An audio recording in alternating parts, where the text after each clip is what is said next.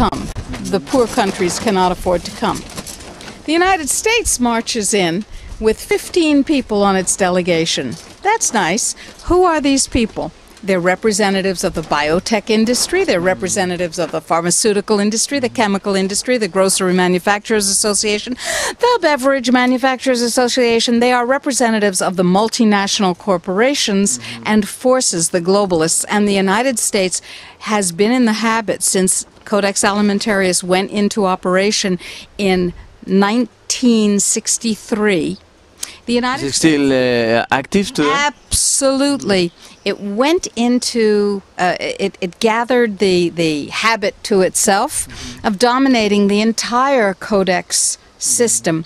Now, there is a myth carefully created by the United States that we have not only the best health care in the world, which of course we do not. We have, and the most expensive, we do that, but also the best food and food safety and security in the world. The most looking food, yeah, the best looking food. The best looking food in the world. But of course, you remember Snow White. I hope that the Spanish-speaking world has the fairy tale of Snow White and the Seven Dwarfs. Snow White went into a deadly coma when her wicked stepmother said, "Have an apple, my pretty," and she handed her the most beautiful apple in the world. Well, that's what we're eating right now, the most beautiful apples and tomatoes in the world, but full of nothing. Full of nothing on the one hand, nothing nutritive, and full of incredible chemicals on the other hand.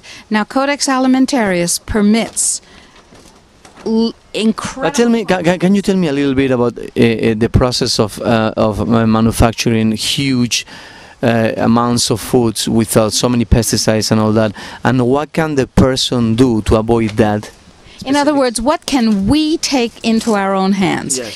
That is the how can you turn this around? How can you and you and you and you turn it around? Well, the first thing is by gathering information and saying, this food looks beautiful, it's cheap, and I don't want it in my body or my child. But is really that bad? I mean, the tomato that you see is beautiful, that is, I mean, it's like a Hollywood premiere tomato, you know, it looks incredible, but doesn't taste that much. Is that bad? Yes, it's that bad.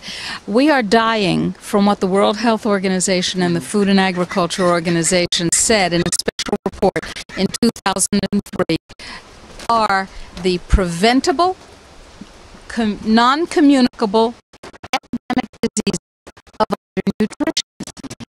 Diseases are cancer, cardiovascular disease, stroke, diabetes, and obesity. Those are the five principal killers, and they come from undernutrition. Where do you get undernutrition? From food that has no nutrition. They also come from toxicity. Where do you get the toxicity?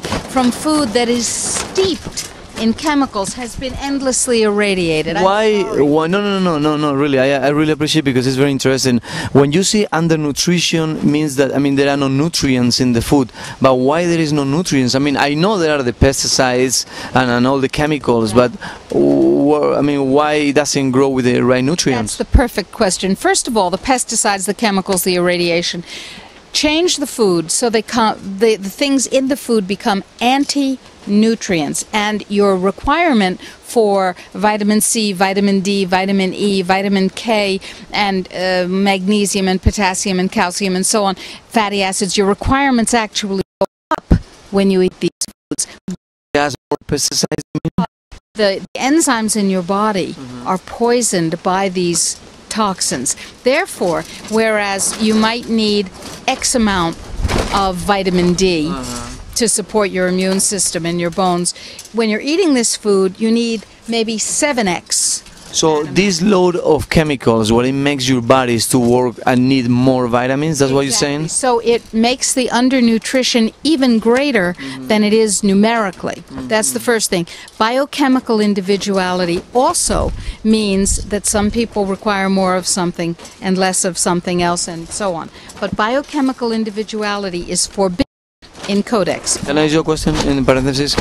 Those chemicals that they put, all these chemicals, and now you're going to explain us which are and the most dangerous, these chemicals per se, do they kill nutrients in the plants? The plants are grown on soil that has been progressively more depleted of nutrients. The soil is dead. The bacteria are distorted. And we need healthy bacteria in the soil in order to have healthy food. So what they do is they synthetically add make-believe food for the plants. So they grow them faster, they grow them bigger, but without the nutrients, Exactly. with all these chemicals? Exactly. The same is true of chickens. A chicken that is brought to market size in 41 days instead of 70 days is a sick chicken. A cow that is in manure, in excrement, up to its ankles and is eating genetically modified corn but is fat is a sick cow. When you eat that chicken, that cow, that tomato, you are eating sickness. What happens to your body? There are so many things. I cannot stop this woman. It has so. No. It's so interesting. Okay, the cow that's supposed to be grown in 2 years, right now they grow them in 10 months. Yes. This cow that is it has all the hormones or whatever they place. All these hormones, they go into your body. Absolutely. And they go into your body both in the form in which they're given to the animal, and we're talking about commercially raised animals as well as commercially raised crops. But some people say, oh no, they give them hormones. By the time you eat them, they are all dead. Don't worry about them. There's a name for people who say that. Would you like to know what it is? Fools.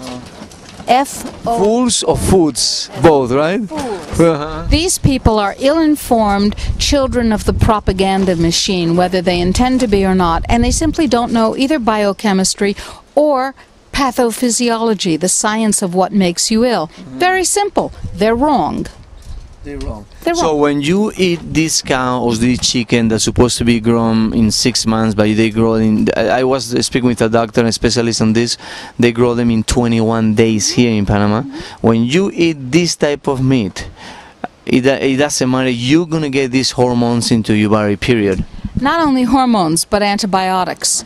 Some of them are not approved for human use, but you're eating them. Now, let me... Well, these animals, chickens and turkeys and ducks and cattle, are squished together, pigs. They're grown together on factory, farm, environment, massive amounts, and their immune systems break down. The stress will kill the animal by itself, and so they're given drugs, horrible drugs, to keep them alive long enough to get to market weight. Then they're slaughtered, and you eat them. Well, there is no human being on the planet who doesn't understand that if you eat contaminated food, you're not going to be healthy. You're going to be contaminated. So the industrial food system